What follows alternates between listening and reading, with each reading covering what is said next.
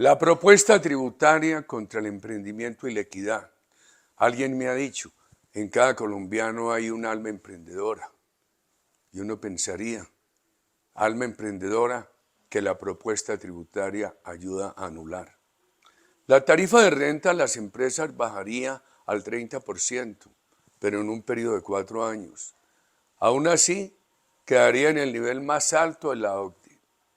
La tarifa del 27% a las pequeñas empresas sustituye el régimen simple que se propone eliminar. Este es mejor porque una pequeña empresa, pagando por sus ingresos brutos una tarifa entre el 2 y el 4%, paga todo. Con eso paga renta, IVA e ICA. Los expertos piden que se reforme el sistema simple, el régimen simple, que se excluya, por ejemplo, a las profesiones liberales, pero que no se elimine. La tasa marginal más alta sobre personas naturales sube al 41%, no obstante que no es la mayor de la OCDE. Al comparar empresas y personas naturales en conjunto con otros países, quedamos muy grabados. Por ejemplo, Dinamarca tiene 52% de tarifa para las personas naturales, más alta que el 41% nuestro, pero a las empresas las grava con el 22%, nosotros al 30%. Quedamos más grabados que Dinamarca. En el resto de países uno encuentra, por ejemplo, Estados Unidos, Canadá, México, España. Y entonces allí, cuando allí se consolida el impuesto a las empresas con el impuesto a las personas naturales, es menor esa consolidación que en Colombia. Poco a poco nos han venido excluyendo con estas reformas tributarias de ser competitivos. Se aumenta casi al doble el universo de contribuyentes del impuesto al patrimonio al bajar el piso de 3.300 millones de pesos a 1.800 millones. Ya cualquier patrimonio de 1.800 millones o más quedaría gravado con patrimonio. También se aumenta la tarifa superior del 1,5% al 2% y se extiende este gravamen a patrimonios en empresas que consideren improductivos. ¿Quién los va a considerar improductivos? A pesar de que generen empleo, paguen a la seguridad social y paguen el predial. Se aumenta la ganancia ocasional al 20%, sin considerar que esa ganancia en alguna forma es una protección contra la inflación.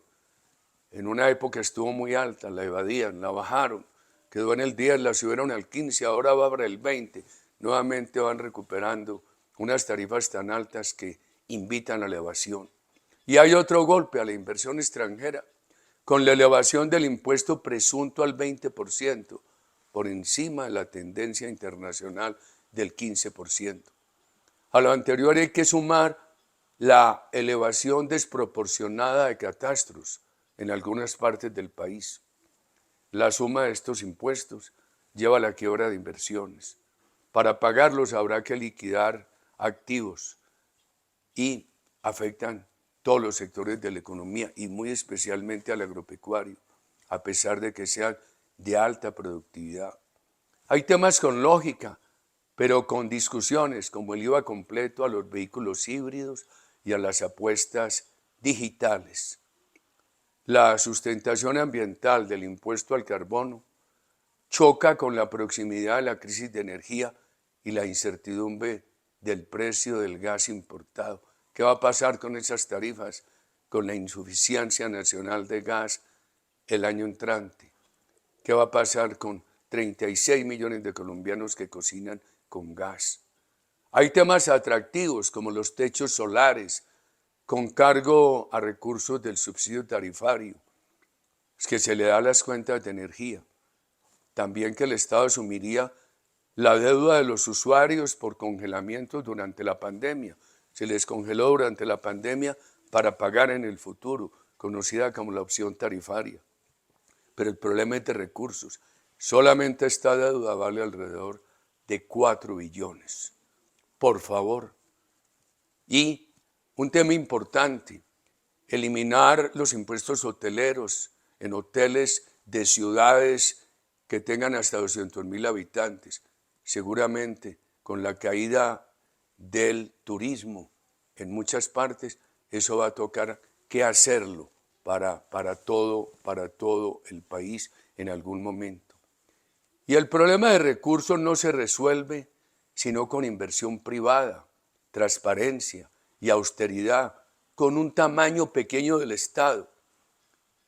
Y es notoria la disminución de la inversión privada, también el aumento de gastos de funcionamiento en un promedio del 20% anual. Los mayores impuestos quiebran las empresas, quiebran al aparato productivo y se los gasta el burocratismo estatal. Esta reforma apunta a sostener el burocratismo estatal y no a incentivar el empleo privado, además amenazado por la reforma laboral. Un cuadro de la exposición de motivos presenta que el impacto marginal de la reforma sería del 20% en la inversión pública, óigase bien, y apenas de un 2.2% en la privada. Aquí lo que quieren es gastos de funcionamiento, inversión pública, marchitar al sector privado. Creo que esto es equivocado, porque la inversión privada es la gran dinamizadora de la economía y la única generadora de recursos para el mejoramiento social. Asociamos el crecimiento de lo privado en un país con una buena orientación de recursos, resuelve los problemas sociales. No puede ignorarse la exclusión del gasto ambiental para el cálculo de la regla fiscal. Tendría toda la lógica con un Estado austero, pero en las actuales circunstancias aumentaría el pánico y el costo del financiamiento. Sí, parece lógico. Mire, no sumen para definir si el Estado está gastando lo correcto o no, no sumen los gastos ambientales. Pero en un país que hoy no tiene austeridad, con todo este gasto de funcionamiento tan alto, con la inversión caída, eso lo que hace es generar más pánico. Eso que es una autorización de más gasto, lo que va a producir es que para hacer ese gasto habrá que pagar más intereses. La reforma no cumple con sus objetivos. El recaudo podrá tener algún alivio fiscal, pero solamente en 2025, en búsqueda de efectos electorales. La reactivación sostenida de la economía se logra al permitir que el sector privado cree riqueza como un medio para financiar los fines sociales. La riqueza privada como medio para que un país construya equidad es el camino. No se debería aprobar una reforma que agrava la obstrucción al emprendimiento y a la creación de riqueza privada, que son los únicos fundamentos que funcionan para superar la pobreza y construir equidad.